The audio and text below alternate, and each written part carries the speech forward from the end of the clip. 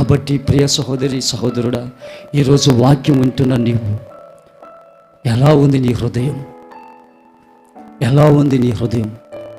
ఆత్మలో కపటము లేనివాడు ధన్యుడు.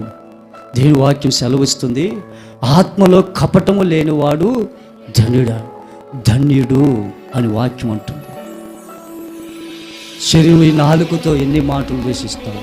ఈ నాలుకతో శుభవచనాలు పలుకుతావు, ఈ నాలుకతో అశుభవచనాలు పలుకుతావు. కాబట్టి మన నోరుని జాగ్రత్తగా పెట్టుకోవాలి. ప్రభు వాక్యం సెలవిస్తుంది, భక్తిహీనులు మన ఎదుట ఉన్నప్పుడు మన నోటికి ఏం వేసుకోవాలి?